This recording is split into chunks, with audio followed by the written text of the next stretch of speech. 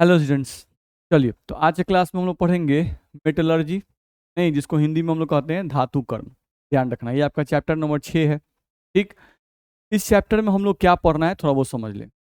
जैसे हम लोग अगर देखें तो बहुत सारे ऐसे धातु होते हैं जो फ्री स्टेट में पाए जाते हैं, जैसे कॉपर, एजी, एयू, नहीं, ठीक है, सोना चांदी तांबा जो होते हैं ये लोग नोबल मेटल कहलाते हैं। ठीक है, तो नोबल मेटल जो होते हैं वो आपको प्योर स्टेट में मिल सकते हैं प्रकृति में, अर्थ क्रस्ट पर, नहीं, भू प्रॉपर्टी पर आपको प्योर स्टेट में मिल सकते हैं। लेकिन ज़्यादातर धातु जो हैं जो प्रकृति में पाए जाते हैं वो प्योर स्टेट में नहीं पाए जाते हैं। जैसे लोहा, नहीं, हम लोग का निकल, क्रोमियम, मैंगनीज, नहीं, कोई भी जो धातु है वो प्योर स्टेट में नहीं पाया जाता है। ध्यान रखना है, कुछ मेटल्स को छोड़कर। तो अगर धातु प्योर स्टेट में नहीं पाए जाते हैं तो किस स्टेट में पाए जाते हैं भाई? नहीं, खनिज यानी मिनरल के फॉर्म में या अयस्क के रूप में पाए जाते हैं। ध्यान रखना है, ठीक है। और उन अयस्कों से हम लोग प्योर धातु को बाहर निकालते हैं। नहीं, तो उन अयस्कों से प्योर धातु को बाहर निकालते हैं, तो बाहर निकालना तो खींच के बाहर नहीं निकालते हैं। ध्यान रखना है, ठीक है। उसके लिए बहुत सारी रासायनिक प्रक्रियाएं हम लोग को करनी पड़ती हैं। उसके लिए हम लोग को बहुत सारी रासायनिक प्रक्रियाएं करनी पड़ती हैं, नहीं, तब जाके किसी भी अयस्क से हम लोग धातु को निकाल पाते हैं। ठीक है, तो इस चैप्टर में हम लोग को यही चीज पढ़ना है कि किसी भी अयस्क से प्योर धातु को हम कैसे प्राप्त कर सकते हैं, नहीं, किन किन प्रक्रियाओं से हमें गुजरना पड़ेगा, उन्हीं के बारे में इस चैप्टर में आपको पढ़ना है। ध्यान रखना है, ठीक है। तो चलो हम लोग चैप्टर स्टार्ट करते हैं। बिल्कुल सिंपल सा चैप्टर है, नहीं, आप पहले से भी इससे नोन रहते हो कि 9th-10th में भी मेटलर्जी चैप्टर हम लोग को मिलता है। ठीक है, तो इसलिए चैप्टर आपका पहले से भी नोन है। ठीक है, तो चलो उसी को हम लोग स्टार्ट करते हैं, देखते हैं क्या क्या लिखा हुआ है। चलो, फर्स्ट पॉइंट आ जाए तो लिख रहा है इसमें मिनरल्स यानी खनिज। नहीं, तो खनिज क्या है भाई? तो बहुत सिंपल है, पहले से भी आप जानते हो थोड़ा सा खनिज के बारे में। पृथ्वी के सतह पर, पृथ्वी के सतह पर प्रकृति में, नहीं, प्रकृति में पृथ्वी के सतह पर पाए जाने वाले वैसे रासायनिक पदार्थ जिनमें धातु उपस्थित रहते हैं अपने अशुद्धियों के साथ। ठीक है, उन्हीं पदार्थों को हम लोग क्या कहते हैं? खनिज कहते हैं। ध्यान रखना है, फिर से मैं बोल रहा हूं, ध्यान समझो। मैंने क्या कहा कि प्रकृति में पृथ्वी के सतह पर, प्रकृति में पृथ्वी के सतह पर वैसे रासायनिक पदार्थ, प्रकृति में पृथ्वी सतह पर पाए जाने वाले वैसे रासायनिक पदार्थ जिनमें धातु उपस्थित रहता है अपने अशुद्धियों के साथ, उन्हीं पदार्थों को हम लोग क्या कहते हैं? खनिज कहते हैं। ठीक है, तो उसी बात को मैंने यहाँ लिख दिया है, देख लो। पृथ्वी के सतह पर प्राकृतिक रूप में पाया जाने वाला, नहीं, पृथ्वी की सतह पर प्राकृतिक रूप में पाया जाने वाला वह रासायनिक पदार्थ जिसमें धातु अशुद्धियों के साथ उपस्थित रहते हैं, उसी रासायनिक पदार्थ को क्या कहते हैं? खनिज कहते हैं। नहीं, यानी नॉर्मल भाषा में बोले तो हम लोग कह सकते हैं कि सिंपली कि कोई भी एक ऐसा पदार्थ जो प्रकृति में पाया जाता हो जिसके अंदर धातु उपस्थित हो, जिनके अंदर क्या उपस्थित हो? धातु उपस्थित हो, तो वैसे पदार्थ क्या कहलाएंगे? खनिज कहलाएंगे। चाहे धातु ज्यादा मात्रा में उपस्थित हो, चाहे धातु कम मात्रा में उपस्थित है, अगर किसी पदार्थ में धातु उपस्थित है, नहीं, तो सामान्यतः वैसे पदार्थ को हम लोग क्या कहते हैं? खनिज कहते हैं। वही बात हम लोग को यहाँ से बताया गया। अगले पॉइंट पे आ जाओ। अगला पॉइंट हम लोग देखें तो हम लोग को ये कुछ पॉइंट्स है जिनको हमको ध्यान में, मतलब याद रखने वाला चीज है, ध्यान रखना है। पृथ्वी के सतह पर पाए जाने वाले कुछ मुख्य तत्वों का प्रतिशत, कुछ मुख्य तत्वों का प्रतिशत। सिंपल है, नहीं, पृथ्वी के सतह पर सबसे ज्यादा मात्रा में पाया जाने वाला तत्व कोई पूछता है तो सबसे ज्यादा मात्रा में पाया जाने वाला तत्व कौन है? ऑक्सीजन। देखो फर्स्ट नंबर में लिखा हुआ है, ये सबसे ज्यादा मात्रा में पाया जाता है, लगभग 46.6%। ध्यान रखना, मैं एटमॉस्फेयर की बात नहीं कर रहा हूँ, वायुमंडल की बात नहीं कर रहा हूँ, मैं पृथ्वी के सतह की बात कर रहा हूँ। ध्यान रखना है, तो पृथ्वी सतह पर सबसे ज्यादा मात्रा में पाया जाने वाला तत्व कौन है? तो वो है ऑक्सीजन, 46.6% बाई मास। उसके बाद कौन सेकेंड नंबर में तत्व कौन है? सिलिकॉन, 27.7%। उसके बाद कौन है? Aluminium, 8.3% by mass. उसके बाद कौन है? Iron, 4.7% by mass. तो कोई भी पूछता है नहीं कि पृथ्वी के सतह पर सबसे ज्यादा मात्रा में पाया जाने वाला तत्व कौन है, तो क्या बताएंगे? ऑक्सीजन, तब सिलिकॉन, थर्ड में कौन है? एल्युमिनियम, और फोर्थ में कौन है? आयरन। कभी कभी ऐसा पूछता है कि पृथ्वी के सतह पर पाया जाने वाला सबसे ज्यादा मात्रा में धातु कौन है, नहीं, तो अगर धातु की बात करें तो उस केस में सबसे ज्यादा मात्रा में पाया जाने वाला धातु कौन है पृथ्वी के सतह पर? वो है अल्मीनियम, 8.3% बाई मास। और सेकंड धातु कौन है? अल्मीनियम के बाद सबसे ज्यादा मात्रा में पाया जाने वाला धातु कौन है? तो वो है आयरन, 4.7%। ये हम लोग को ध्यान में रखना होगा, ठीक है।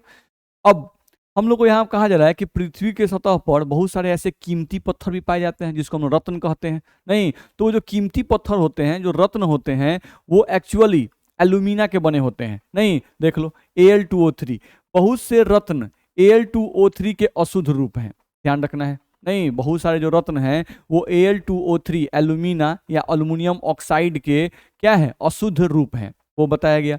जैसे रूबी पत्थर का नाम सुने होंगे आप लोग, बड़ा कॉमन है रूबी पत्थर, ध्यान रखना है। तो रूबी रत्न में अशुद्धि के रूप में कौन उपस्थित रहता है? क्रोमियम उपस्थित रहता है, ध्यान रखना है। नीलम रत्न, नीलम पत्थर, ये भी बड़ा महंगा होता है, इसको भी आप सुने होंगे। नहीं, तो नीलम पत्थर में अशुद्धि के रूप में कौन रहता है बाबू? तो कोबाल्ट रहता है, ध्यान रखना है। तो ये सब जस्ट मेमोरी बेस्ड क्वेश्चन है, याद रहेगा तो बना देंगे हम लोग आसानी से, ठीक है। पूछ देता है नॉर्मली कि नीलम पत्थर में अशुद्धि के रूप में कौन उपस्थित रहता है? तो कोबाल्ट रहता है। रूबी पत्थर में कौन रहता है? तो क्रोमियम रहता है। आसानी से आप बता सकते हो, याद रखना। चलो अगले पॉइंट पे आ जाए। तो अगला पॉइंट हम लोग को दे दिया इसमें, अयस्क यानी ओर किसे कहते हैं? अयस्क यानी कि ओर किसे कहते हैं, ये हम लोग को समझना है। तो चलो थोड़ा समझने की कोशिश करते हैं ओर को। देखा जाए, हम लोग को देखा जाए तो सबसे पहले हम लोग बात करते हैं कि मान लो यहाँ पर हमारे पास एक पत्थर है। नहीं, ये 100 केजी का पत्थर है, 100 केजी का 100 केजी का पत्थर तुम्हारे पास है, ले लिए, ठीक है। अब इस 100 केजी के पत्थर में कुछ सोने हैं, नहीं कुछ सोना इसमें है। मान लेते हैं कि 5 ग्राम सोना इसमें है, 5 ग्राम सोना इसमें है, ठीक है। और फिर एक दूसरा पत्थर हम लोग को मिला, खोजते खोजते एक दूसरा पत्थर मिला, नहीं इसमें भी सोने के पार्टिकल हैं, इसमें भी सोना का पार्टिकल है। इस पत्थर का वजन जो है ये भी 100 केजी है, 100 केजी का पत्थर ले लिए। जैसे कि एग्जाम्पल, अयस्क को समझने के लिए हम एक एग्जाम्पल ले रहे हैं। तो ये भी 100 केजी का पत्थर है, ये भी 100 केजी का पत्थर है, दोनों 100-100 केजी का पत्थर है भाई। इसमें सोना कितना है? 5 ग्राम। इसमें सोना कितना है? तो 500 ग्राम, ध्यान रखना है। इसमें सोना कितना है बाबू? तो 500 ग्राम है, ध्यान रखना है, ठीक है। तो इसमें सोना तुमको 500 ग्राम है और इसमें सोना तुमको कितना है? 5 ग्राम है, ठीक है। अब सोचो कि हम 100 केजी के पत्थर को यहाँ तोड़ रहे हैं।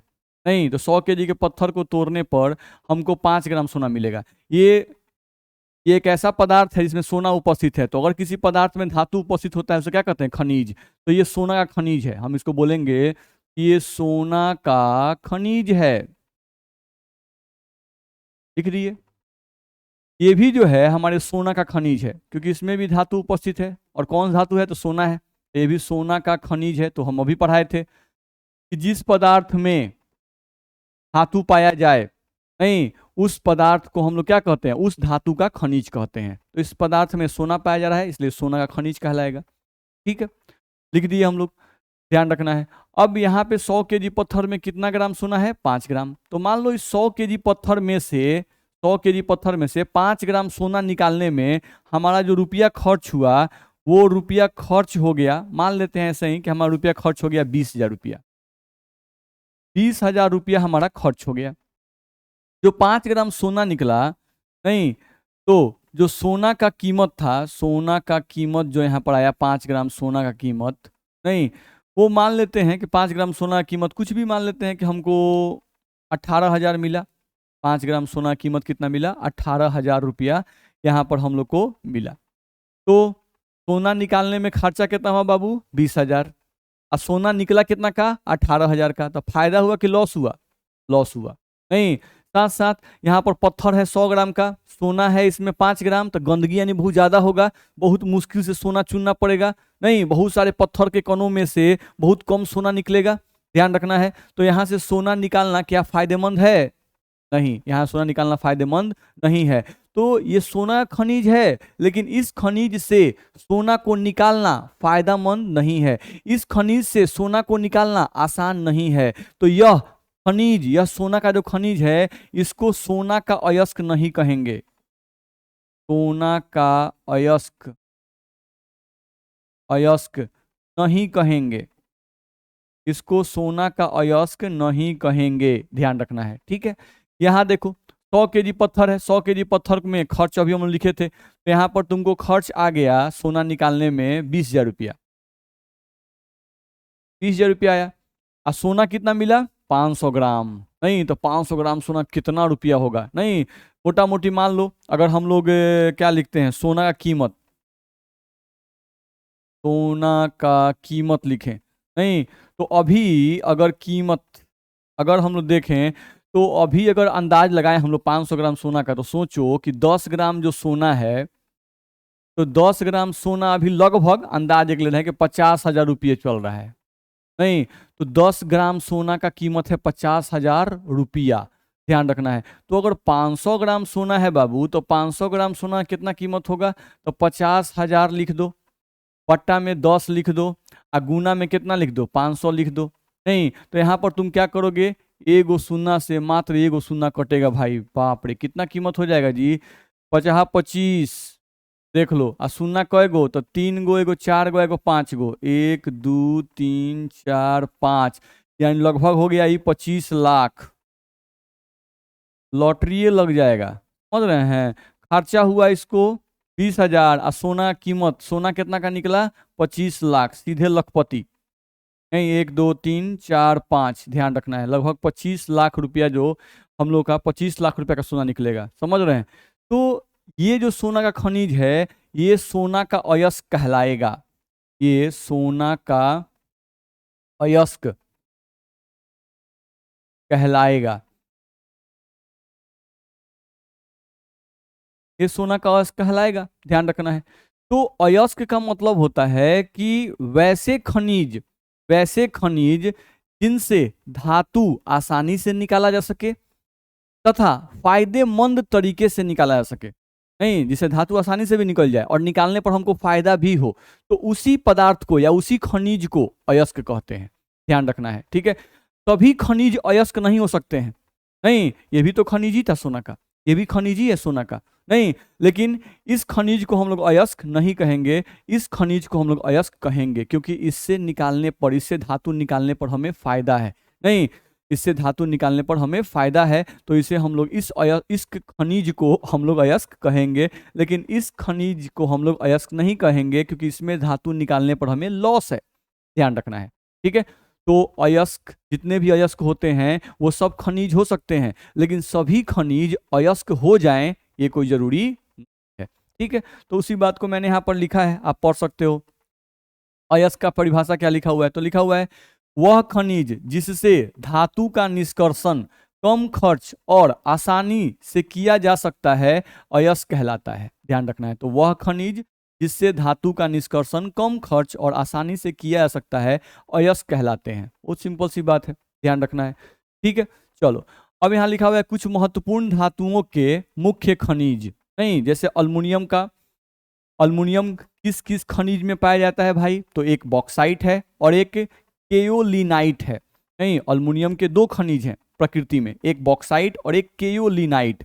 नहीं, लेकिन दोनों में से अल्मुनियम निकाला किससे जाता है? तो अल्मुनियम निकाला जाता है किससे? बॉक्साइट से। केओलिनाइट से हम लोग का अल्मुनियम नहीं निकाला जाता है, इससे निकालने पे हमको लॉस होगा, ध्यान रखना है। जबकि बॉक्साइट में अल्मुनियम प्रचुर मात्रा में पाया जाता है, तो इससे अल्मुनियम को निकालना भी आसान है और निकालने पर हमें फायदा भी होगा, ध्यान रखना है। तो वही बात हम लोग को यहाँ से बताया गया, ध्यान रखना है।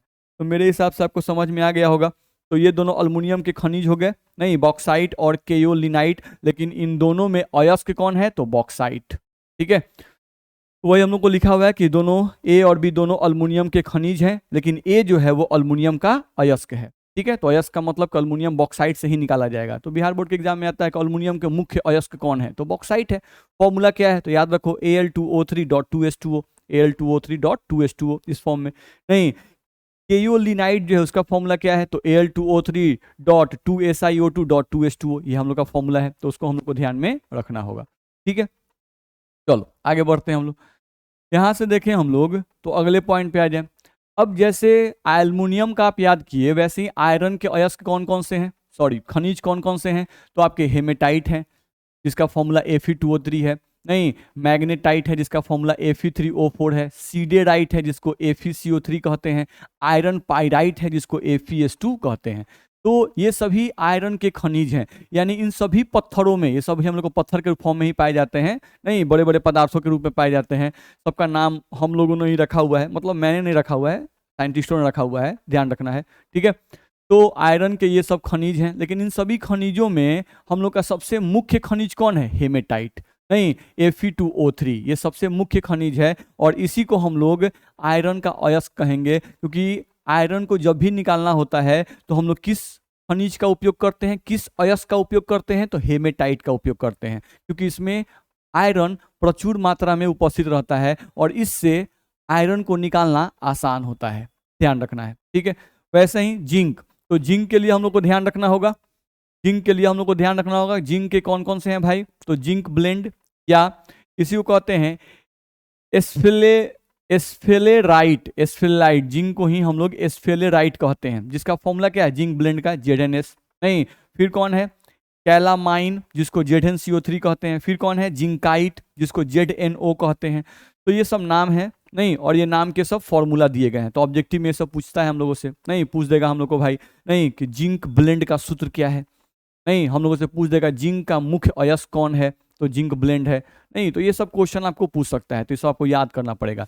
जैसे कॉपर का कितनी बार पूछ चुका है, नहीं कि कॉपर का मुख्य अयस्क कौन है, तो कॉपर पाइराइट, जिसका फॉर्मूला भी पूछ चुका है कि कॉपर पाइराइट का फॉर्मूला इनमें से कौन है, तो कॉपर पाइराइट का फॉर्मूला याद होना चाहिए, कौन है भाई? तो CuFeS2, ध्यान रखना है। मेलाकाइट है जिसका फॉर्मूला है CuCO3.CuOH2। क्यू पाइराइट है, नहीं क्यूप्राइट है ये, क्यूप्राइट का फॉर्मूला क्या है? Cu2O है, ध्यान रखना है, ठीक है। और कॉपर ग्लांस है जिसका Cu2S है। तो ये हम लोग को ध्यान में रखना पड़ेगा, तो इन सब का जरूर फॉर्मूला आप याद रखिएगा, ऑब्जेक्टिव में इसका क्वेश्चन आपको आता है। किसी का पूछ जाए कॉपर पाइराइट का फॉर्मूला बताइए, तो कॉपर पाइराइट का फॉर्मूला क्या है? CuFeS2, ये पूछ भी चुका है, आपको ध्यान रखना है, ठीक है। और कॉपर का मुख्य अयस्क भी ये है, ठीक। चलो आगे बढ़ते हैं हम लोग, अगले पॉइंट पे आ जाए। अगला पॉइंट आया हम लोग को अप अयस्क या गैंग, अप अयस्क या गैंग, इसी को गैंग या मैट्रिक्स कहते हैं, ठीक है। अब अप अयस्क क्या है या गैंग क्या है? तो हम पहले ही आपको बताए थे कि धातु जो होते हैं प्रकृति में वो शुद्ध अवस्था में नहीं पाए जाते हैं, उनके साथ बहुत सारी अशुद्धियां उपस्थित रहती हैं, ध्यान रखना है। जैसे मिट्टी हो गया, पत्थर हो गया, नहीं बहुत सारी चीजें उसमें लगी रहती हैं, ध्यान रखना है। तो किसी भी धातु के साथ जो मिट्टी, जो अवांछनीय पदार्थ, जो अशुद्धियां उपस्थित रहती हैं, उन्हीं अशुद्धियों को हम लोग क्या कहते हैं? गैंग या मैट्रिक्स कहते हैं, नहीं, या जिसको हिंदी में कहें तो अप अयस्क या गैंग कहते हैं, ठीक है। आप पढ़ सकते हो। अयस्क में सामान्यतः मिट्टी या अवांछनीय पदार्थ यानी अशुद्धियां मिले हुए रहते हैं, उन्हें ही अप अयस्क या गैंग कहते हैं, ध्यान रखना है। तो अयस्क में बोल रहा है, ध्यान रखना है, ठीक है। यानी जो अयस्क होते हैं उन अयस्क के ऊपर गंदगी चिपके रहते हैं, समझ रहे हो? बात को समझने की कोशिश करो। नहीं, धातु कहाँ होता है? अयस्क के अंदर, पहले गंदगी, फिर अयस्क, और फिर अंदर में धातु, ध्यान रखना है, ठीक है। तो पहले गंदगी हटाओ तो अयस्क मिलेगा, फिर जब अयस्क मिलेगा तो अयस्क में भी बहुत सारी चीजें हैं, उनको हटाओ तब जाके धातु मिलेगा। इतना आसानी से धातु नहीं मिलता है, धातु का निष्कर्षण इतना आसान नहीं है, ध्यान रखना है। चलो, तो अयस्क के ऊपर जो मिट्टी उट्टी लगा रहता है, जो अवांछनीय पदार्थ होता है, उसको हम लोग गैंग कहते हैं, ठीक है। अब अयस्क के ऊपर जो गंदगी लगा हुआ है, उन गंदगियों को हटाने के लिए जिस रासायनिक पदार्थ का हम लोग उपयोग करते हैं, उस रासायनिक पदार्थ को क्या कहते हैं बाबू? फ्लक्स। क्या कहते हैं उसे? फ्लक्स, ध्यान रखना है। तो लिखा हुआ है वह रासायनिक पदार्थ जो अयस्क के अशुद्धियों को अलग करने के लिए उपयोग किया जाता है, फ्लक्स कहलाता है, ध्यान रखना है, ठीक।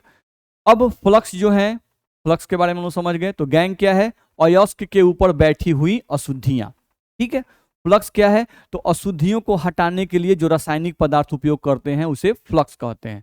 अब फ्लक्स दो प्रकार के होते हैं, देखो हम लोग को यहां से बताया गया कि फ्लक्स जो है वो दो प्रकार के होते हैं, ठीक है। कौन कौन है इसमें? तो एक होता है एसिडिक फ्लक्स और एक होता है बेसिक फ्लक्स, ठीक है, लिखा हुआ है देखो। फ्लक्स दो प्रकार के होते हैं, एक होता है अम्लीय फ्लक्स जिसको एसिडिक फ्लक्स कहते हैं, एक होता है क्षारीय फ्लक्स जिसको बेसिक फ्लक्स कहते हैं। ठीक है, एसिडिक फ्लक्स कौन है? SiO2 and P2O5। हम लोग का क्षारीय फ्लक्स कौन है? तो CaO एंड MgO, ध्यान रखना है। ठीक है, तो समझ में आ गया कि भाई फ्लक्स जो है वो दो प्रकार के होते हैं, एक अम्लीय प्रकृति का होता है और एक क्षारीय प्रकृति का होता है। ठीक है, अब कभी कभी ऐसा होता है कि जो अयस्क हैं, उन अयस्क के सतह पर जो अशुद्धियां बैठी रहती हैं, अयस्क के सतह पर जो अशुद्धियां बैठी रहती हैं, वो अशुद्धियां अगर क्षारीय प्रकृति की हैं तो उनको हटाने के लिए एसिडिक फ्लक्स का उपयोग किया जाता है। उनको हटाने के लिए क्या यूज किया जाता है बाबू? एसिडिक फ्लक्स का उपयोग किया जाता है। सिंपल सी बात है। और कभी कभी ऐसा होता है कि जो अयस्क हैं उन पर अम्लीय अशुद्धि बैठी रहती है। जो हम लोग के अयस्क हैं उन पर अम्लीय अशुद्धि बैठी रहती है, तो अम्लीय अशुद्धि को हटाने के लिए क्या करोगे? तुम क्षारीय फ्लक्स का उपयोग करोगे, ध्यान रखना है। ठीक है, तो अगर एसिड को हटाना है तो बेस यूज करो, और अगर बेस को हटाना है तो एसिड यूज करो। वो डिपेंड करता है कि अयस्क पर जो गंदगी बैठी हुई है उसकी प्रकृति क्या है, उसी के हिसाब से हम लोग फ्लक्स यूज करते हैं, ध्यान रखना है। ठीक है, आई होप मेरी बातें आप लोगों को समझ में आ रही होंगी।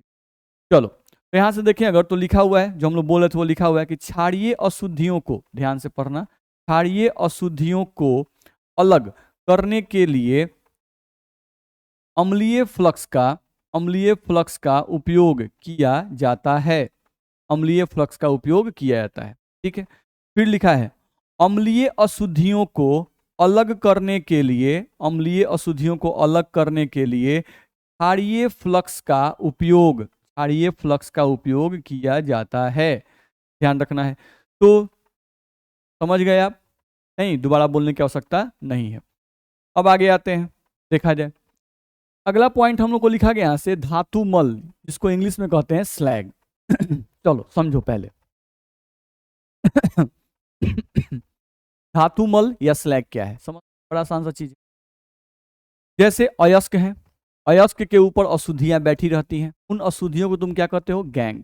ठीक है, उन गैंग को हटाने के लिए तुम क्या यूज करते हो? फ्लक्स। नहीं, तो गैंग और फ्लक्स जब आपस में मिलते हैं तो एक नया पदार्थ बनता है, उस नए पदार्थ को ही हम लोग धातु मल कहते हैं या स्लैग कहते हैं।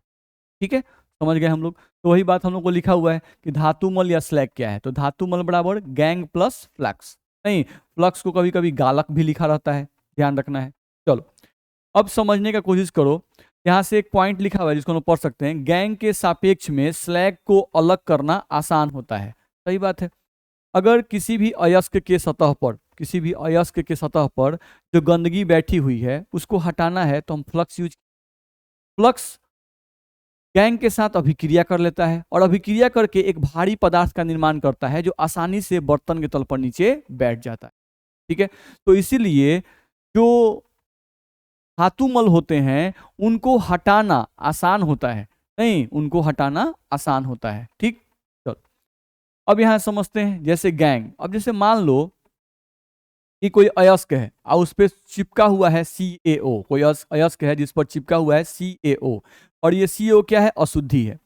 ये CaO को हम लिख दिए कि CaO जो है ये हमारा क्या है बाबू? तो ये तुम्हारा है अशुद्धि।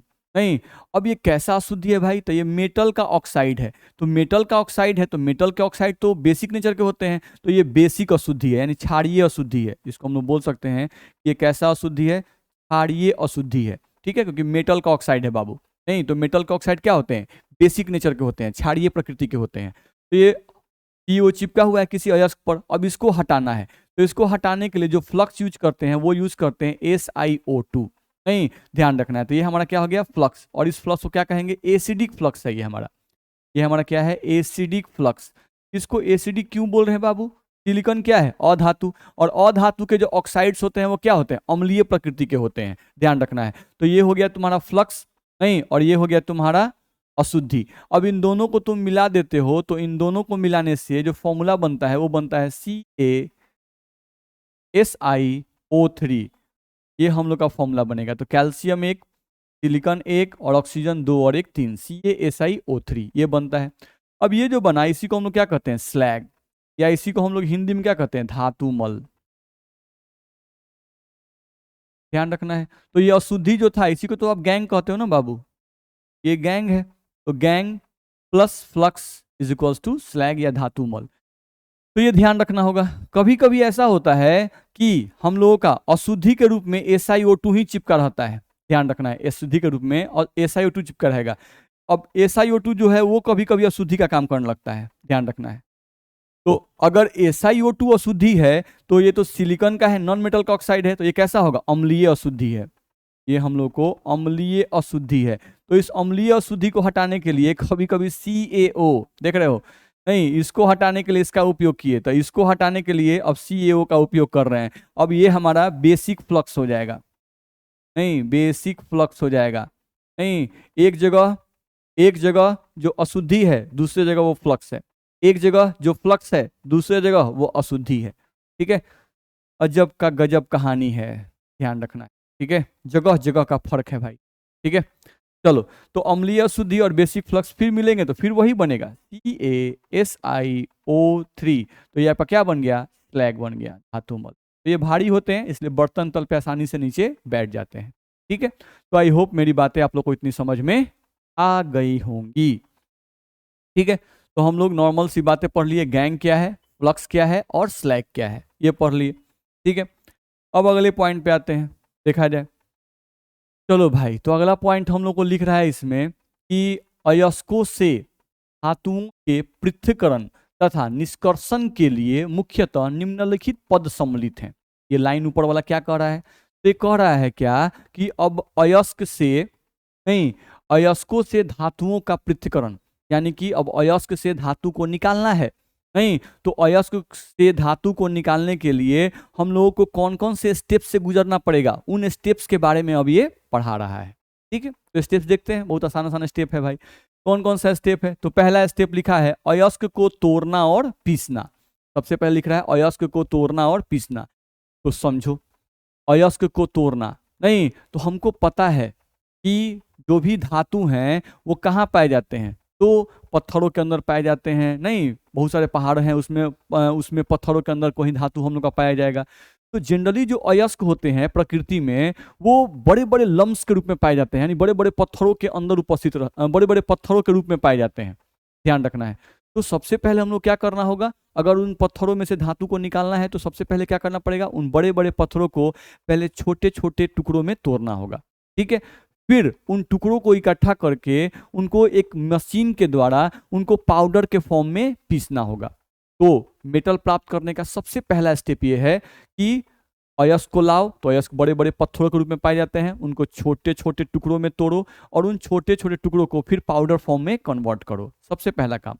उसके बाद आगे हम लोग फिर पढ़ेंगे क्या करना है। ठीक है, तो वही लिखा है अयस्क को तोड़ना और पीसना। तो लिखा हुआ है प्रकृति में अयस्क बड़े बड़े पत्थरों के रूप में पाए जाते हैं, इन्हीं बड़े पत्थरों को जॉव क्रशर चक्की द्वारा छोटे छोटे टुकड़ों में तोड़ा जाता है तथा बॉल मिलों से, बॉल मिल ये सब मशीन का नाम है, नहीं, अब जॉव क्रशर क्या करता है, बड़े बड़े पत्थरों को छोटे छोटे टुकड़ों में तोड़ देता है बाबू।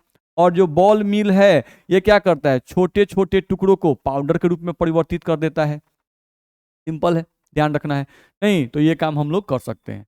अब अगले पॉइंट पे आते हैं, देखें क्या करना है।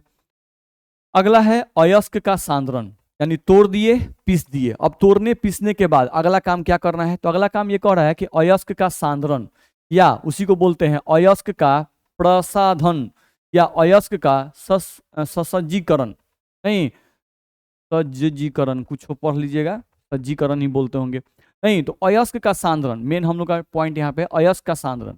तो आप पहले तोड़ लिए पीस दिए, अब आपको क्या करना है, अयस्क का सांद्रण करना है। तो अयस्क का सांद्रण का मतलब होता है, अयस्क का सांद्रण का मतलब होता है कि आप तोड़े होंगे पीसे होंगे तो उसमें छोटे छोटे पत्थर होंगे, उसमें मिट्टी के कण होंगे, नहीं, तो उन पत्थरों को, उन मिट्टी के कणों को अलग करने के लिए अयस्कों से उनको अलग करना है। ध्यान रखना है, अयस्क जो हैं उन अयस्कों के साथ बहुत सारे पत्थर के कण होंगे, छोटे कण होंगे, बहुत सारे मिट्टी के कण चिपके होंगे, नहीं, तो उन पत्थरों के कणों को, उन मिट्टी के कणों को अलग करने के लिए जिस प्रक्रिया का आप उपयोग करते हैं उसी प्रक्रिया को अयस्क का सांद्रण कहते हैं।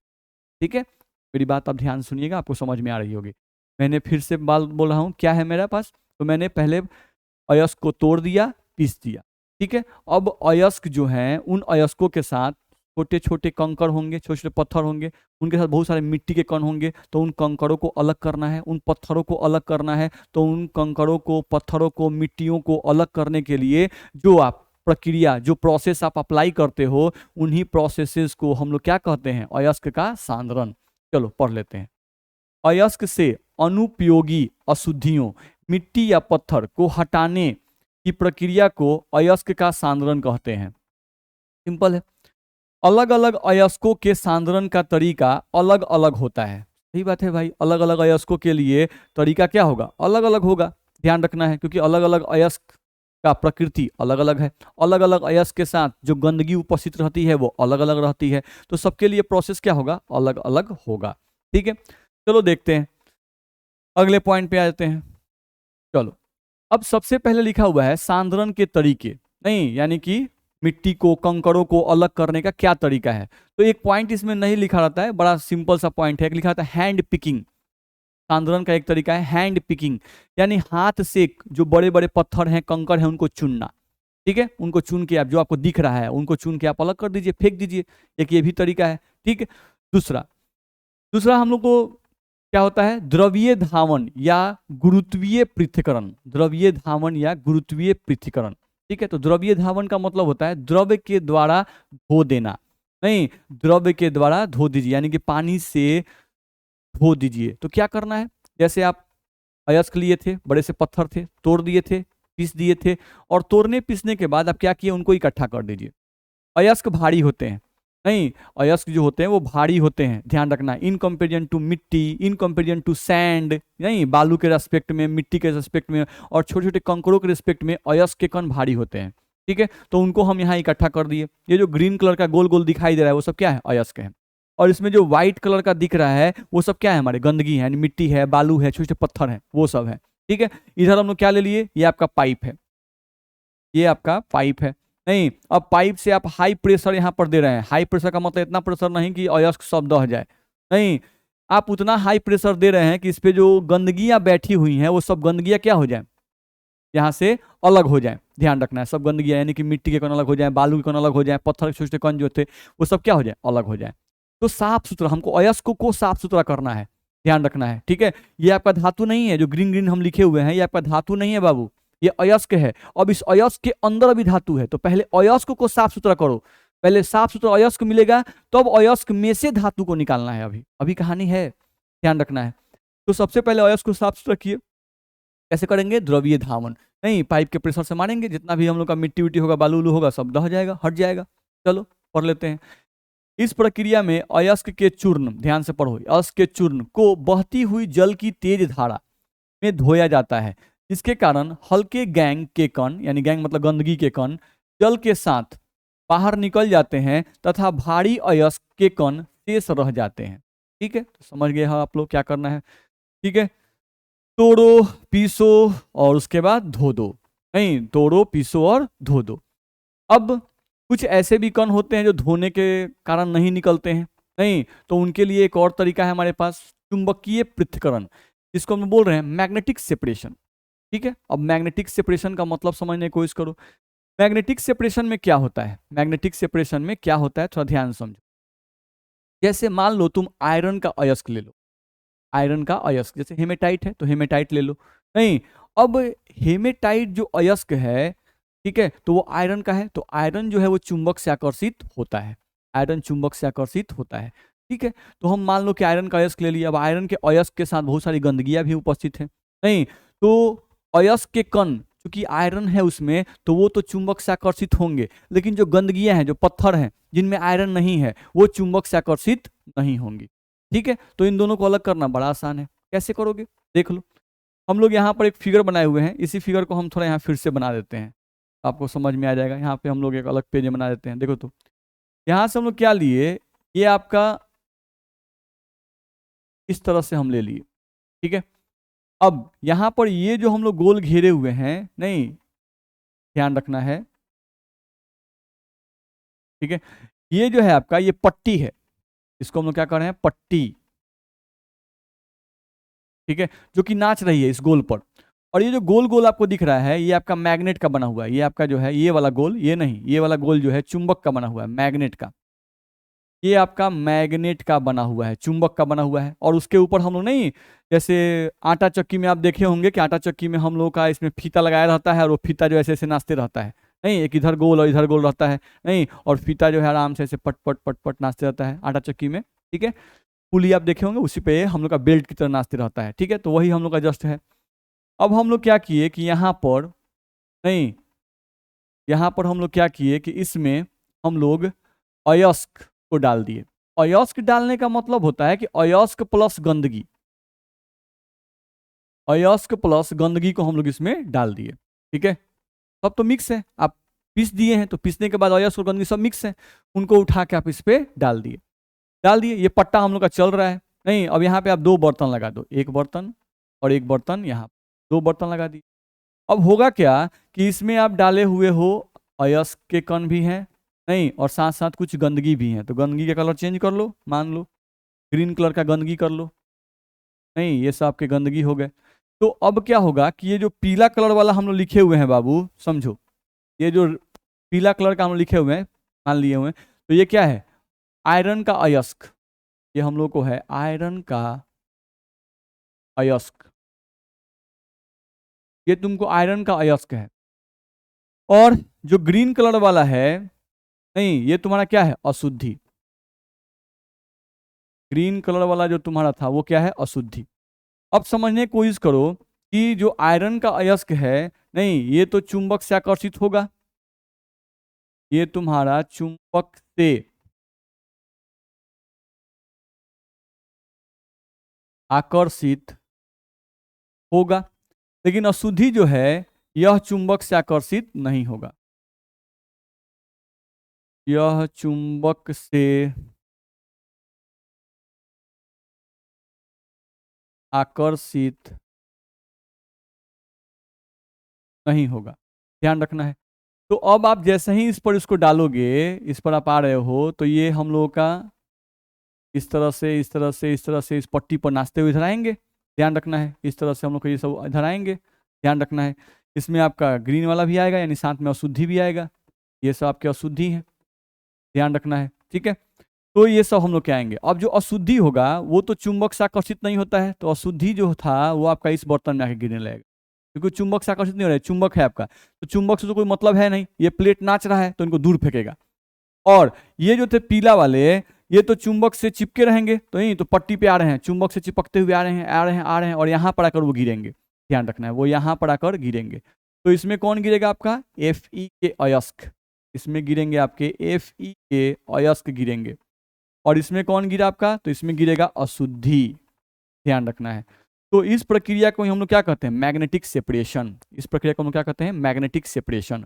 तो ये प्रोसेस आप तभी अप्लाई कर सकते हो जब आपका जो अयस्क है वो चुंबक से आकर्षित होता हो, या अयस्क अगर चुंबक से आकर्षित नहीं हो रहा है तो कम से कम जो गंदगी है वो चुंबक से आकर्षित होना चाहिए, तभी हम लोगों का ये प्रोसेस काम करेगा। नहीं, अब मान लो अयस्क भी चुंबक से आकर्षित नहीं होता हो और गंदगी भी चुंबक से आकर्षित नहीं होती हो, नहीं, तो दोनों आके एक बर्तन में गिर जाएगा, ध्यान रखना है, ठीक है। तो ये बात आप समझ गए होंगे। तो उन्हीं सब बातों को मैंने यहाँ पर लिखा हुआ है, आप इसको पढ़ सकते हो। इस प्रक्रिया का उपयोग तभी किया जाता है जब अयस्क या अशुद्धि दोनों में से कोई एक चुंबकीय प्रकृति रखता हो। इस प्रक्रिया का उपयोग Fe के अयस्कों के लिए किया जाता है, जो मैंने एग्जाम्पल आपको समझा दिया, ठीक है। चलो तो अब हम आगे बढ़ते हैं अगले पॉइंट पर। नहीं, तो हम लोग क्या क्या किए बाबू, अयस्क को तोड़ दिए, पीस दिए, द्रव्य धावन कर दिए, नहीं, यानी द्रव्य से धो दिए, और चुंबकीय पृथक्करण वाला प्रक्रिया भी पढ़ ली, यानी चुंबक से अगर हम लोग को अलग करना है तो कैसे अलग करेंगे वो भी हम लोग पढ़ लिए। अब अगला प्रोसेस आता है, बड़ा इंपॉर्टेंट है ये, बिहार बोर्ड में भी कितनी बार पूछा हुआ है, VVI है आपका ये, नहीं, फ्रोथ फ्लोटेशन मेथड, नहीं, फ्रोथ फ्लोटेशन मेथड, जिसको हम लोग क्या कहते हैं, फेन प्लवन विधि, नहीं, तो फेन, सबका मतलब पहले समझ लेते हैं। फ्रोथ यानी फेन, यहाँ जो लिखा हुआ है फ्रोथ, फ्रोथ का मतलब क्या है, फेन, फेन का मतलब क्या होता है, एयर बबल्स, नहीं, बुलबुला देखे हैं, बुलबुला, नहीं, तो जो बुलबुला होता है, जैसे पानी में ऐसे ले लीजिए, क्या कहते हैं, इसे मुंह से फूकिए कस के, तो फूकिएगा तो बुलबुला बनेगा, और बुलबुला जो है वो नीचे से ऊपर की ओर आता है, नहीं, पानी में को पाइप घुसा दीजिए, उसको कस के फूकिए, तो क्या होता है, बुलबुला नीचे से बनता हुआ ऊपर की ओर आता है, ध्यान रखना है। तो ये जो फेन हम लोग बना रहे हैं, उन फेन को हम लोग क्या कहते हैं? एयर बबल्स, बुलबुला। या आप देखते हैं ना, हम लोग जैसे साबुन और सरफ को जब हम लोग पानी में मिलाते हैं पूरा, नहीं तो एयर बबल्स बनता है कि नहीं, गोल गोल गोल करके, ठीक है। तो वो आपके होते हैं फेन। अब आ गया फ्लोटेशन, यानी कि प्लवन। तो प्लवन का मतलब तैरना, नहीं, फ्लोटेशन फ्लोट करना यानी कि तैरना, ठीक है। तो चलो भाई, फेन का मतलब समझ में आ गया, एयर बबल्स होते हैं, ठीक है। फ्लोटेशन का मतलब समझ में आ गया, फ्लोटेशन का मतलब होता है तैरना, नहीं, मेथड का मतलब विधि, ठीक है। तो यहां पर देखना है फेन प्लवन विधि, ठीक है। तो समझते हैं क्या है विधि है। सबसे पहला और सबसे इंपॉर्टेंट पॉइंट, यह विधि किस अयस्क पर लगाया जाएगा? जैसे अभी हम लोग पढ़े थे थोड़ा देर पहले, मैग्नेटिक सेपरेशन, चुंबकीय पृथक्करण। तो चुंबकीय पृथक्करण किसके लिए उपयोग होता है? जनरली आयरन के अयस्कों के लिए उपयोग होता है, ठीक है। किसके लिए? आयरन के अयस्कों के लिए, जिसमें चुंबकीय गुण हो, उनके लिए उपयोग होता है।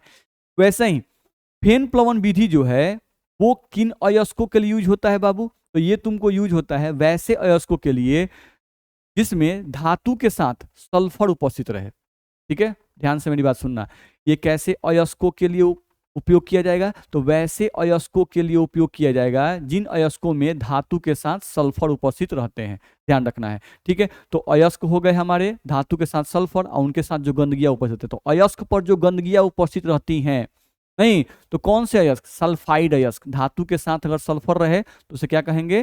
सल्फाइड अयस्क।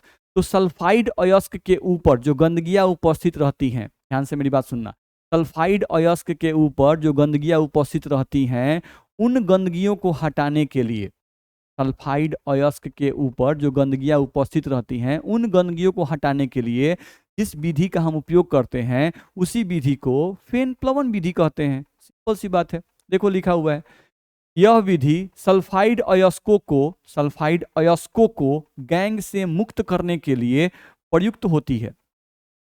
चलो देखो, अब यहां लिखा हुआ है गैलेना। तो गैलेना जो है ये लीड सल्फाइड के अयस्क को, लीड सल्फाइड, पीबी मतलब लीड, एस मतलब सल्फर, तो लीड सल्फाइड पढ़ते हैं इसको, लीड सल्फाइड के अयस्क को क्या बोलते हैं? गैलेना, नहीं। तो ये गैलेना है जो पीबीएस, ये किस चीज का अयस्क है? Ore of PB. ये लेड का अयस्क है पीबीएस, ध्यान रखना है, ठीक है। तो ये पीबीएस जो है, पीबीएस ये अयस्क हो गया। अब इस अयस्क के ऊपर गंदगी रहती है, तो ये सल्फाइड अयस्क है ना बाबू, सल्फर है तो सल्फाइड अयस्क है। अब इसके ऊपर गंदगी रहती है, इस अयस्क के ऊपर गंदगियां चिपकी हुई हैं, ठीक है। तो इन गंदगियों को हटाना है, ये आपकी गंदगियां हैं, ठीक है। आपको पीबी और एस को अलग करने के लिए आप फेन प्लवन विधि उपयोग नहीं कर रहे हैं। पीबीएस के ऊपर जो गंदगियां चिपकी हुई हैं उनको हटाने के लिए हम लोग फेन प्लवन विधि उपयोग करेंगे, ध्यान रखना है, ठीक है। चलो, कॉपर पाइराइट। तो कॉपर पाइराइट अयस्क का क्या फॉर्मूला है? CuFeS2, नहीं। तो ये किस चीज का अयस्क है बाबू? ओर ऑफ कॉपर, यानी CuFeS2 में से हमको निकालना क्या होता है? कॉपर, नहीं। लेकिन अभी हम कॉपर निकालना नहीं सीख रहे हैं, अभी CuFeS2 जो है ये एक ओर है, ये आपका CuFeS2 एक ओर है। इस ओर पर, इस अयस्क पर कुछ गंदगियां चिपकी हुई हैं। अभी हम इन गंदगियों को हटाने की बात कर रहे हैं, नहीं। जब ये गंदगियां हट जाएंगी तो अयस्क साफ सुथरा हो जाएगा। जब अयस्क साफ सुथरा हो जाएगा तब हम सल्फर को हटाएंगे, तब हम आयरन को हटाएंगे, तब कॉपर निकलेगा। तो अभी इनको, इसमें से कॉपर निकालने का प्रक्रिया नहीं सीख रहे हैं, इस अयस्क पर जो गंदगी चिपकी हुई है उसको हटाना है, नहीं, ध्यान रखना है।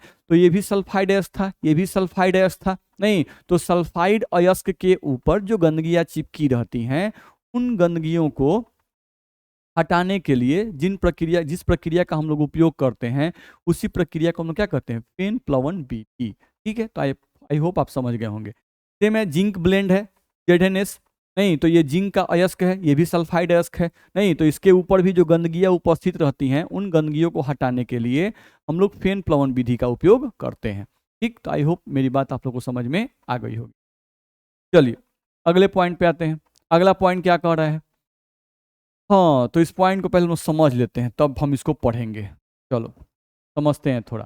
फेन प्लवन विधि जो है उसमें क्या करते हैं तो हम समझ लेते हैं, ठीक है। सबसे पहले हम लोग क्या किए कि एक बर्तन हम ले लिए, ये आ गया मेरा बर्तन, ठीक है। अब इस बर्तन में हम लोग क्या क्या डाल दिए? तो इसमें हम लोग डाल दिए अयस्क का चूर्ण। इस बर्तन में पहले पानी ले लेते हैं, देखो बाबू, ये तुम्हारा हो गया पानी, जस्ट ऐसे हम लोग पानी ले लिए, ठीक है। अब इस बर्तन में हम लोग क्या डाल दिए हैं, अयस्क का चूर्ण। चलो तो अयस्क का कोई कलर ले लेते हैं, नहीं ग्रीन कलर ही ले लेते हैं। ये हो गया हमारा अयस्क, अयस्क साहब हो गए ये, नहीं जो कि पाउडर फॉर्म में आपके हैं, ध्यान रखना है, ये आपके अयस्क साहब हो गए, ठीक है। तो ये आपका अयस्क हो गया। अब इन अयस्कों के साथ गंदगी भी है, तो हाँ भाई गंदगी भी है, इन अयस्कों के साथ गंदगियाँ चिपकी हुई हैं, ध्यान रखना है। इन अयस्कों के साथ ये जो रेड कलर का हम लोग लिख रहे हैं वो सब क्या है, गंदगियाँ हैं, जो अयस्क के कणों के साथ चिपकी हुई हैं, नहीं या अयस्क के कणों के साथ जहाँ तहाँ ऐसे भी प्रेजेंट है, ध्यान रखना है।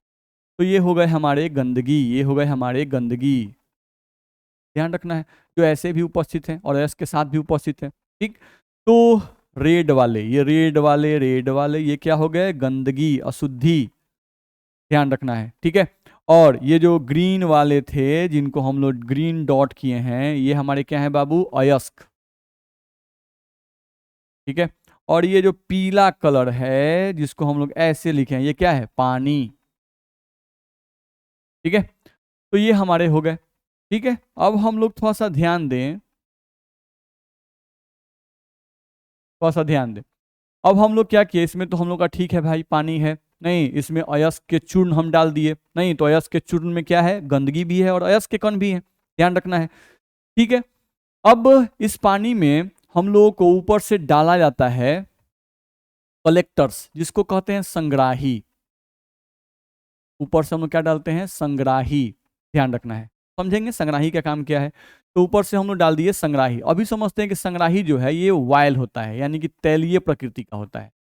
ये कैसा होता है, वायल होता है, यानी कि तेलीय होता है, एक प्रकार का तेल है। संग्राही के रूप में देखा जाए तो चीड़ का तेल यूज किया जाता है जनरली, नहीं और भी बहुत सारी चीज यूज किए जाते हैं, हम लोग देखेंगे। पहले हम लोग क्या किया, इसमें एक वायल डाल दिए, मान लो तेल डाल दिए, ठीक है।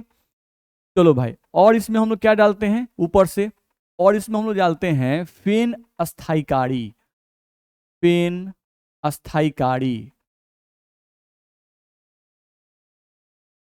फेन अस्थायीकारी डाल दिए। अब ये जो फेन अस्थायीकारी है बाबू, नहीं तो इसके रूप में भी रहता है हम लोग का, जैसे एनिलीन डाला जाता है, तो एनिलीन को तुम बहुत अच्छे तरीके से जानते हो, ये तुम्हारा एनिलीन है, बेंजीन रिंग होता है, इस पर क्या होता है, NH3, एनिलीन यूज किया जाता है, या क्रेसोल का भी यूज किया जाता है, एनिलीन या क्रेसोल का यूज किया जाता है। ये तुम्हारा होता है क्रेसोल, मान लो बेंजीन रिंग ले लो, इस पर तुम OH ले लो और इस पर तुम CH3 ले लो, तो ये तुम्हारा क्या है, क्रेसोल है। तो ध्यान से पहले बातों को समझना, बहुत आराम समझना है। हम एक बर्तन लिए, बर्तन में पानी को डाल दिए, बर्तन लिए, बर्तन में क्या डाल दिए, पानी डाल दिए, साथ में अयस्क का चूर्ण डाल दिए, जिसमें अयस्क भी है और गंदगी भी उपस्थित है, डाल दिए। ऊपर से अब क्या डाल रहे हैं, तो ऊपर से हम एक संग्राही डाल दिए, जिसको हम लोग अभी क्या कर समझ रहे हैं कि वायल डाल दिए, तेल डाल दिए इसमें, ठीक है, इस बर्तन में। उसके बाद क्या डाले हम लोग, फेन अस्थायीकारी। तो फेन अस्थायीकारी क्या है भाई, तो एनिलीन डाल दिए और क्रेसोल डाल दिए। सबका काम क्या है, बारी बारी समझेंगे, ठीक है। इतना चीज हम लोग पहले डाल दिए फेन प्लवन विधि करवाने के लिए। अब क्या करते हैं, अब इसमें एक हम लोग घूर्णन छेपनी डालते हैं, नहीं ध्यान से समझ, हम लोग यहां से इसमें एक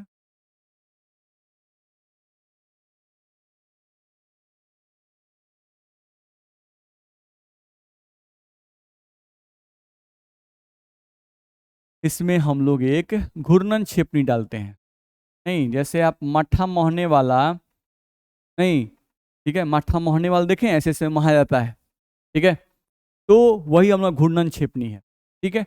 अब इसमें हम लोग क्या किए हैं कि यहाँ से हम लोग एयर भी फ्लो करवाते हैं, ठीक है। तो थोड़ा एयर फ्लो करवाने के लिए एक अलग से हम लोग यहाँ बना दें, ज़्यादा बढ़िया रहेगा, ठीक है। इसको बंद कर दें और यहाँ से थोड़ा सा हम लोग इसको मिटा दें, देखो, और यहाँ से एक पाइप डाल दें, सॉरी सॉरी सॉरी, एक पाइप डाल दें, ऐसे ऐसे ऐसे, चलो ये पाइप हम लोग का आ गया। अब इधर से एक पाइप है जिससे हम लोग क्या डाल रहे हैं, एयर, ठीक है। एयर, एयर साहब को डाल दिए, मान लो एयर साहब व्हाइट कलर के हैं, जो इधर से हम लोग का इसमें जा सकते हैं, सोल्यूशन में ये एयर हम लोग का आ सकता है, ठीक है। चलो तो हम लोग समझे अब बात को, हम लोग क्या किए, अब सॉल्यूशन बना दिए। अब इस सॉल्यूशन में हम लोग क्या कर रहे हैं, तो एक घूर्णन छेपनी तो हम लोग कहते हैं मथने वाला, समझिए मथने वाला हम लोग इसमें एक डाल दिए। साथ साथ क्या कर रहे हैं कि इसी में हम लोग साथ साथ हवा भी इसमें हम लोग डाल रहे हैं, ठीक है, हाई प्रेशर से इसमें एयर भी हम लोग डाल रहे हैं, ठीक है, इस सॉल्यूशन में। तो सोचो जब हम एयर इसमें डालेंगे, जब हम इसमें एयर डालेंगे तो एयर से क्या बनेगा, बुलबुला। एयर से क्या बनेगा, बुलबुला। नहीं, पानी और तेल को हम मथ रहे हैं, पानी भी डाल दिए, तेल भी डाल दिए और ओर के चूर्ण भी डाल दिए, नहीं, पानी, तेल, ओर के चूर्ण और फेन अस्थायी काड़ी डाल दिए। अब हम क्या कर रहे हैं, इसको मथना शुरू किए और साथ साथ हवा भी डाल रहे हैं। तो जब हम इसको मथेंगे, नहीं, तो क्या बनेगा, बबल्स बनेगा, एयर बबल्स बनेगा, ध्यान रखना है। नहीं, हम लोगों का जो तेल होगा उसका भी झाग बनना शुरू हो जाएगा, ध्यान रखना है, वो भी बबल्स का फॉर्मेशन करेगा, ध्यान रखना है। नहीं, तो एयर बबल्स जो बनता है, उन एयर बबल्स में कौन चिपक जाता है, वायल। उन एयर बबल्स में कौन चिपक जाता है बाबू, वायल चिपक जाता है, ध्यान रखना है। क्यों, क्योंकि पानी और तेल एक दूसरे को पसंद नहीं करते हैं। नहीं, तो आप जैसे ही मथिएगा और हवा डालिएगा तो मथने पर और हवा डालने पर, नहीं, बबल्स का निर्माण होगा। जो बबल्स जो हैं वो ऊपर की तरफ जाने लगेंगे। तो जो तेल है, जो तेल है, कहाँ पे पड़े, कहाँ पे, कहाँ पे नहीं, कहाँ पे नहीं, कहाँ पे, तो तेल कहाँ है, पानी के अंदर। तो क्या पानी के अंदर तेल रहना चाहता है, नहीं। तो वो क्या करेगा, जो एयर बबल्स बन रहे हैं उन एयर बबल्स के साथ चिपक कर बाहर निकलना चाहेगा, ठीक है। इतनी बात आपको समझ में आ गई होगी, ठीक है। हम लोग क्या कर रहे हैं, फिर से मैं बोल रहा हूँ, एयर मैंने डाला, नहीं, मथ रहा हूँ, नहीं, इसमें पानी और तेल है तो मथ रहा हूँ। तो तेल पानी के अंदर नहीं रहना चाहता है, तेल जो है वो पानी के अंदर नहीं रहना चाहता है। तो हम लोग क्या होगा, जो बबल्स बनेंगे एयर के, उन बबल्स के साथ कौन सट जाएगा, उन बबल्स के साथ सट जाएगा कौन, वायल।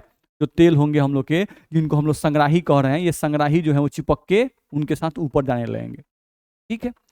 अब इसमें एक खास बात है जिसको हमको ध्यान में रखना है। क्या खास बात है, देखो यहाँ पर जो हम लोग गंदगी लिखे हुए हैं और ये जो अयस्क लिखे हैं, इनके बारे में खास बात है। ये जो गंदगी है, नहीं, ये जल को पसंद करता है, नहीं, जल को पसंद करता है। ये गंदगी जो है जल को पसंद करता है, यानी गंदगी जो है वो जल में रहना चाहता है, ये जल को पसंद करता है। और जो अयस्क है ये तेल को पसंद करता है, अयस्क जो है ये तेल को पसंद करता है। अयस्क कौन सी को पसंद करता है बाबू, तो ये तेल को पसंद करता है, ठीक है। तो ये जो रेड वाला जो गंदगी है ये पानी में घुलना चाहेगा, और ये जो ग्रीन वाला है, ये जो तेल आप डाले हैं, जो संग्राही डाले हैं, उस तेल के साथ चिपकना चाहेगा, ध्यान रखना है। नहीं, क्योंकि अयस्क तेल को पसंद करता है तो वो तेल के साथ रहना चाहेगा, और जो गंदगी है वो जल को पसंद करता है तो जल के साथ रहना चाहेगा, ध्यान रखना है, ठीक। अब आप क्या किए थे, मथ रहे थे, हवा डाल रहे थे, हवा डालने से एयर बबल बना, उस एयर बबल के साथ कौन चिपका, तो एयर बबल के साथ जो आप वायल डाल रहे थे, ये वायल उसके साथ चिपकना चाहता है। और इस वायल के साथ कौन चिपकना चाहता है बाबू, अयस्क। इस वायल के साथ कौन चिपकना चाहता है, अयस्क।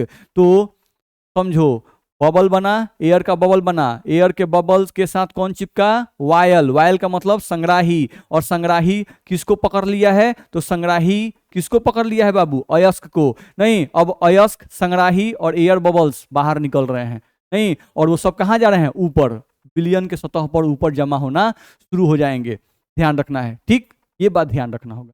अब सवाल उठा कि सर तब ये फेन अस्थायी कारी आप लिखे हुए हैं, नहीं, तो समझो ये जो बबल्स हमारे बनते हैं, अगर ये बबल्स फूट गए, अगर ये बबल्स, देखिए, अगर ये बबल्स क्या हो जाए, फूट जाए, तो अगर ये बबल्स फूट गए, नहीं, तो वो जो लटके हुए थे लोग, कौन कौन, संग्राही साहब, और संग्राही साहब के साथ थे अयस्क साहब, अगर बबल्स फूटा, नहीं, तो सब फिर नीचे गिरेंगे, ध्यान रखना है, ठीक है।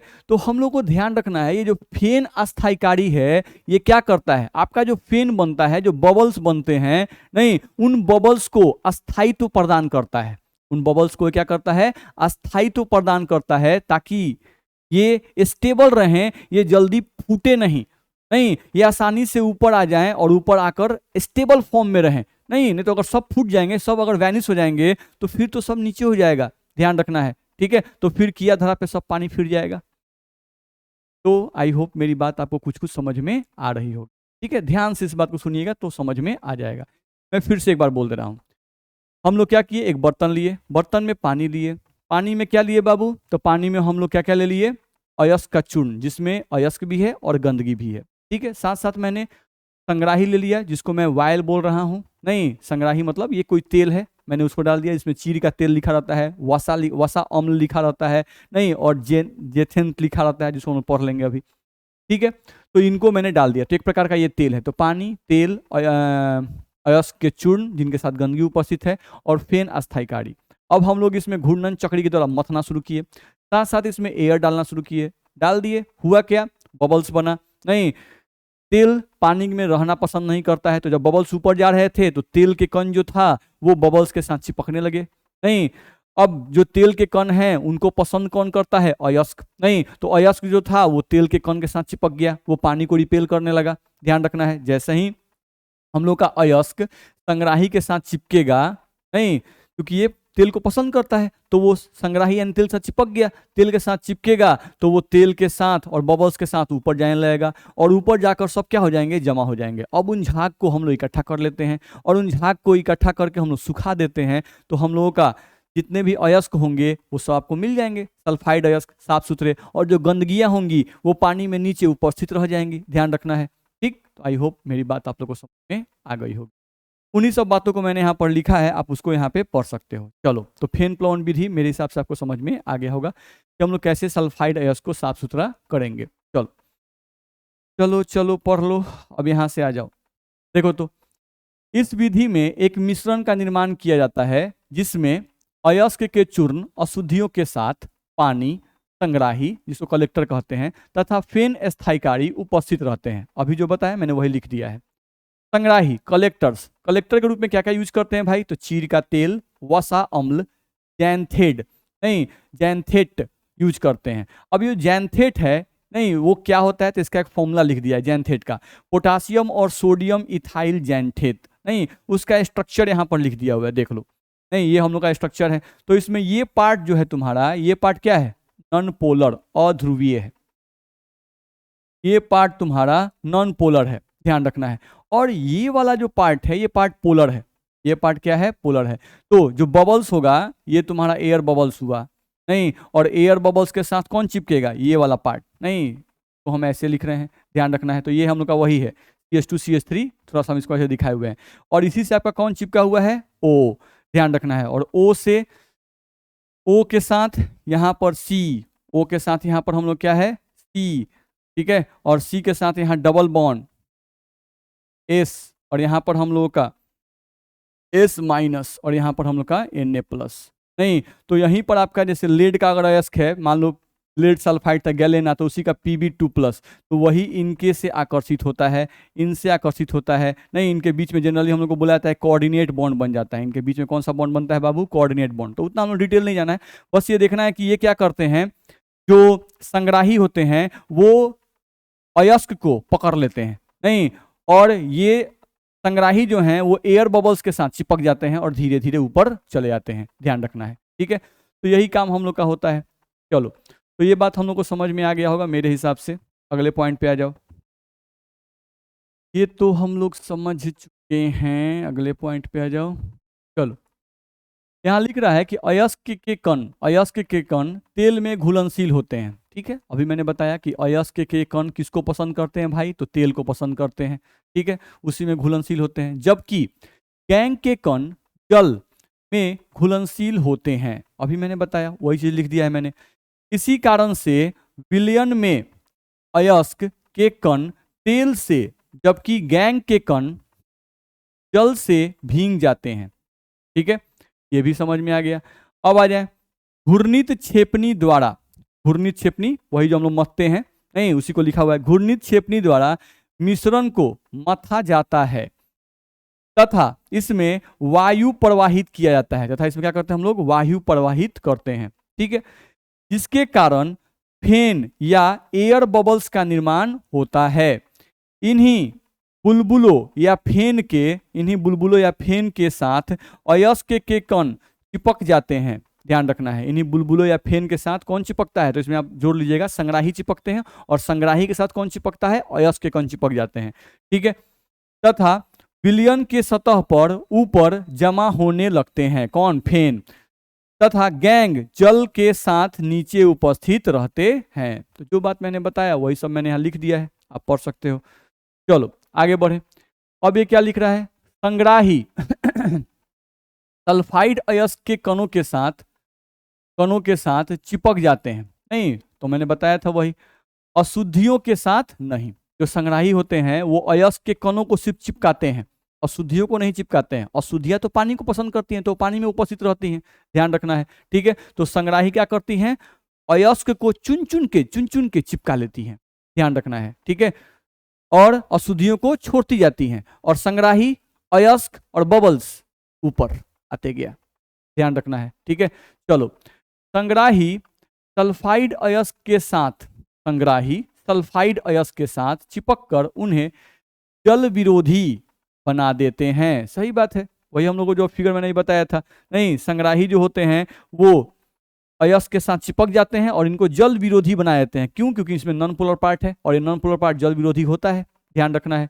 ठीक है, ये संग्राही तथा अयस्क के कण फेन या एयर बबल्स के साथ चिपककर विलयन के ऊपर जमा होने लगते हैं। ठीक है, तो ये भी बात मैं आपको समझा चुका हूं, जितनी बातें मैंने समझाई वो सब मैंने आपको लिख दी।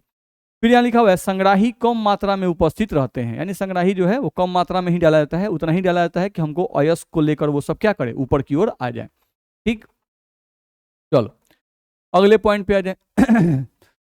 फेन अस्थायीकारी। तो फेन अस्थायी क्या करते हैं भाई, तो वो भी मैं बता चुका हूं कि फेन अस्थायीकारी जो हैं वो बबल्स को मजबूत बनाए रखते हैं, उनको स्टेबल बनाए रखते हैं कि जो फेन है वो तुरंत वैनिश नहीं हो। ध्यान रखना, अगर फेन वैनिश हुआ, फूटा, तब कहानी खत्म, ध्यान रखना है, नीचे चले जाएंगे फिर सब लोग। तो वही हम लोग को बोल रहा है कि फेन या बबल्स को अस्थायी बनाए रखने के लिए ही फेन अस्थायीकारी का उपयोग किया जाता है। फेन अस्थायीकारी के रूप में किसका उपयोग किया जाता है, तो क्रिसॉल का या एनिलीन का, जिसका फॉर्मूला मैंने यहां पर लिख दिया है। ठीक है, इनकी उपस्थिति के कारण एयर बबल्स आसानी से नहीं फूटते हैं तथा ओड़ को मजबूती से पकड़े रहते हैं और आसानी से ओड़ कलेक्टर्स को विलयन के ऊपर ले जाते हैं। नहीं, और यही जो बबल्स होते हैं वो आसानी से कलेक्टर्स को और फिर नीचे अयस्क को पकड़ के ऊपर की ओर ले जाते हैं, ध्यान रखना है। तो अगर ये फेन अस्थायीकारी नहीं होते तो काम घबरा जाता है। तो फेन अस्थायीकारी भी डालना जरूरी है ताकि आपका जो बबल्स है, जो फेन है, वो स्टेबल रहे, अनस्टेबल नहीं हो जाए। चलो अगले पॉइंट पे आ जाए।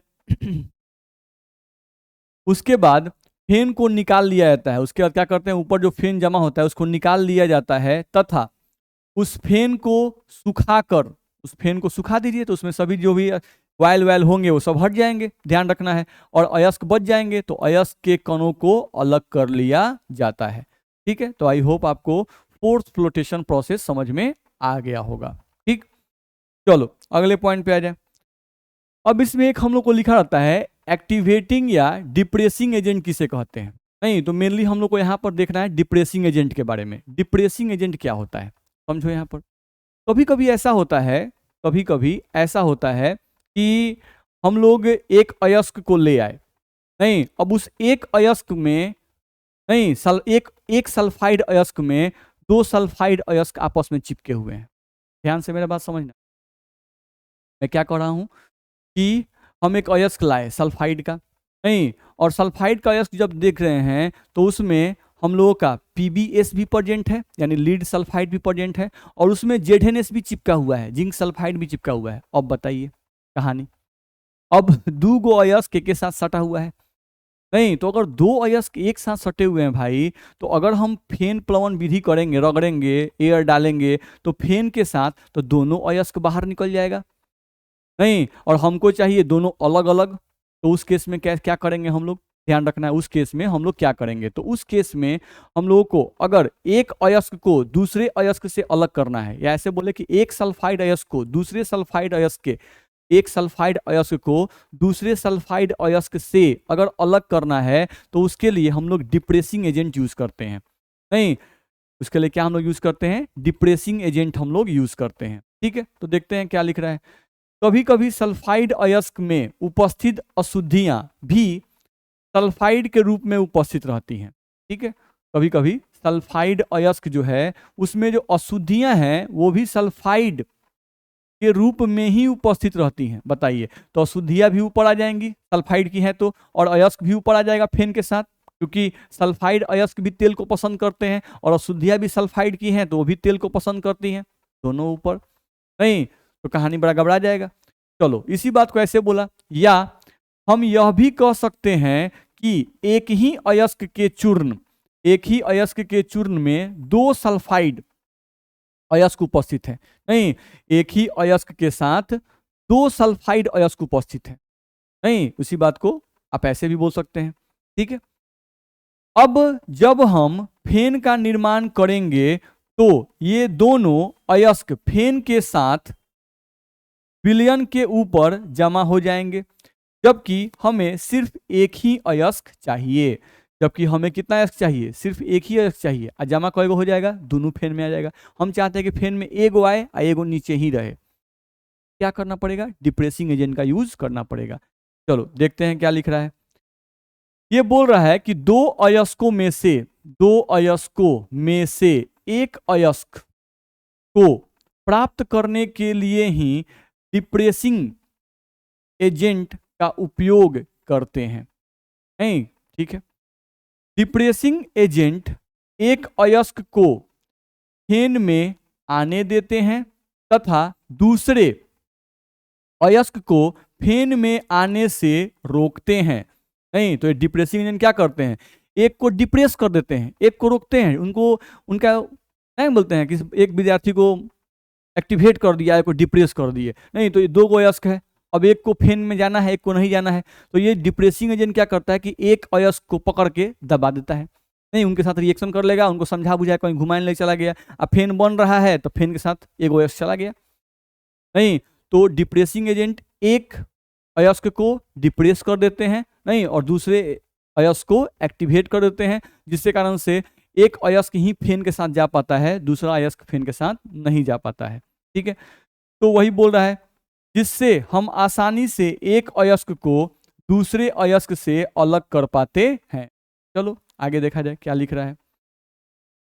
चलो, अब यहां लिख रहा है, जैसे एग्जाम्पल हम लोग को दिया, क्या एग्जाम्पल दे रहा है? तो बड़ा सिंपल सा एग्जाम्पल है, समझ लो। गैलेना, ये लीड का अयस्क है। गैलेना अयस्क सामान्यतः अपने साथ जेडेनेस यानी जिंक सल्फाइड अयस्क, जिंक ब्लेंड को रखता है। ठीक है, अब हम गैलेना अयस्क लेने गए और उनके साथ जेडेनेस भी चिपके हुए हैं। ठीक है, लेकिन हमको चाहिए कोई एक। बात समझ में आ रहा है? चलो, अब पीबीएस ही सिर्फ फेन के साथ जाए, जेडेनेस नहीं। इसके लिए ही डिप्रेसिंग एजेंट NaCN, यही NaCN हमारा कैसे काम करेगा? डिप्रेसिंग एजेंट का उपयोग विलयन में किया जाता है। नहीं, तो NaCN हमारा डिप्रेसिंग एजेंट है। अब यही क्या करेगा?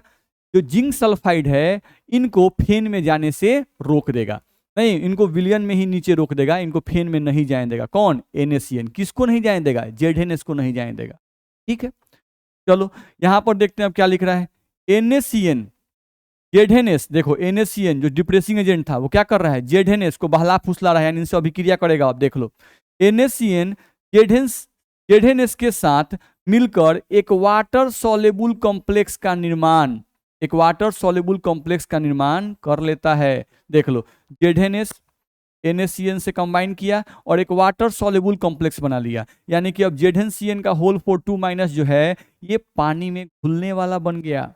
ध्यान रखना है, तो इनको बहला फुसला के इनको पानी में घुलाए रखेगा। नहीं, तो ये तेल में जाएंगे नहीं, यानी फेन में नहीं जाएंगे। तो फेन में नहीं जाएंगे तो फेन में कौन जाएगा? PBS जाएगा। ध्यान रखना है। तो डिप्रेसिंग एजेंट क्या करता है? एक सल्फाइड अयस्क के साथ अभिक्रिया करके उसके साथ एक वाटर सॉल्युबल कॉम्प्लेक्स का निर्माण कर लेता है। नहीं, अब जो वाटर सॉल्युबल कॉम्प्लेक्स है वो तो पानी को पसंद करेगा, तो पानी में रहने लगेगा वो। ध्यान रखना है। अब जो PBS था वो फ्री हो गया, क्योंकि हम लोग का जो NaCN है PBS के साथ रिएक्शन नहीं कर रहा है, ZNS के साथ कर रहा है। तो PBS तो फ्री है, तो PBS क्या होता है बाबू? अब फेन के साथ आसानी से ऊपर चला जाएगा। ZNS NaCN के साथ रिएक्शन करके पानी में ही रह जाएगा। ठीक है, तो वही लिखा हुआ है, जिसके कारण ZNS फेन में नहीं जा पाता है, सिर्फ PBS ही फेन के साथ जाएगा विलयन में हवा प्रवाहित करने पर। नहीं, ठीक है, ध्यान रखना है। चलो अगले पॉइंट पे आ जाओ, क्या लिख रहा है? लिख रहा है अर्थात डिप्रेसिंग एजेंट ZNS को क्या करता है? डिप्रेस्ड कर देता है। नहीं, यानी एक अयस्क को डिप्रेस्ड कर दिया, डिप्रेस्ड करने के कारण ही लीड सल्फाइड आसानी से हम लोग का फेन के साथ चला जाएगा। ठीक है, तो कभी कभी ऐसा होता है हम लोगों को कि एक ही अयस्क में दो सल्फाइड अयस्क मिल जाते हैं, तो हमको उन दोनों को अलग करना है, तो उसके लिए हम लोग एक डिप्रेसिंग एजेंट यूज करते हैं। वो डिप्रेसिंग एजेंट क्या करता है? तो वन ऑफ द यानी किसी एक अयस्क के साथ रिएक्शन कर लेता है और रिएक्शन करके वाटर सॉल्युबल कॉम्प्लेक्स बना लेता है, जिसके कारण वो अयस्क, एक अयस्क जिसके साथ NaCN रिएक्शन करता है, वो अब फेन में नहीं जाता है, वो पानी को ही पसंद करने लगता है, और जो अयस्क फ्री रहता है वो फेन में आसानी से चला जाता है, और हम फेन को अलग कर लेते हैं, सुखा लेते हैं, और आसानी से हम लोग अयस्क के कणों को प्राप्त कर लेते हैं। ओके, तो आज के क्लास में हम लोग इतना ही पढ़ेंगे, अगले क्लास में हम लोग इस थ्योरी को आगे बढ़ाएंगे। आई होप आज का क्लास आप लोग को समझ में आया होगा। Okay, thank you.